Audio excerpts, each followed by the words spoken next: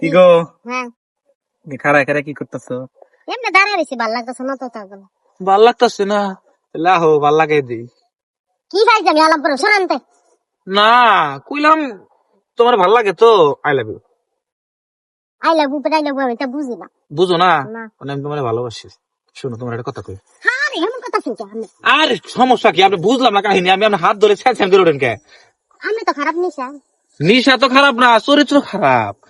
আর ফাঁকা যেহেতু আছে বেড়াহি কি বেড়াই ব্যাস আলাপ আছে আপনার মা আমার অনুমতি স্যার আমার হাত ধরছেন কে জাবরে ধরছেন কে? কোথাও ধরে নেই তো, হাত ধরছি খালি। আপনি কোন নিশা আমি বুঝি না। কি নেশা?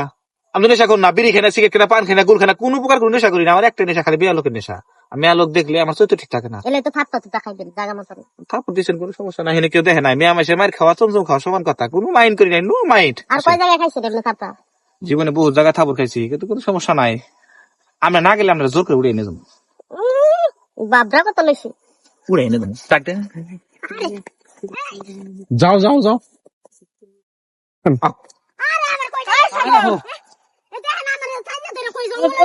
জঙ্গল করে নিয়ে গেছে আরে না, জানলা তালা ছিল, সাপে কামড় দিবেন, ভয় পাইছিল, পরে আমি আর বাঁচাবেন। আমি জানি না তোর চরিত্রের খবর। হ্যাঁ, এই মেয়েটা বাট্টু মাট্টু পাইছাস দেখে তুই মনে করছাস যে এই মেয়েটা ঠাইনে নিয়ে যাবো। এই ব্যবসা কতদিন ধরে? ওই হারাম তো ব্যবসা কতদিন ধরে? না আসলে ভয় পাইছিল খালা, তুমি বিশ্বাস করো। তুমি জুতা দিয়ে পিটামো।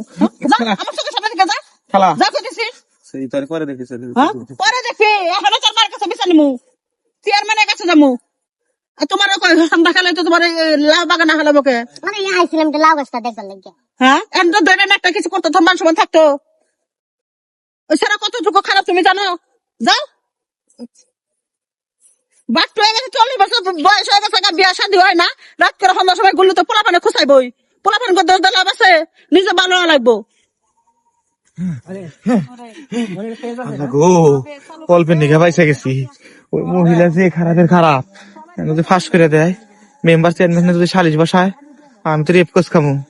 আমার নামে জোয়া জরিমানা যদি হয়, উপায় কি? আমি আর জীবনে ধরনের কাজ করবো না, ভুল করে হালাইছি।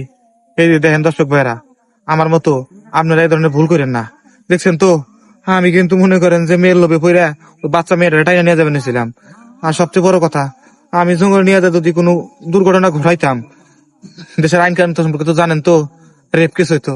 রেপ কেস হলে নিশ্চিত জেল, ফাঁসি ওই ব্যাপারে। আপনারা আমার মতো কেউ ভুল করেন না।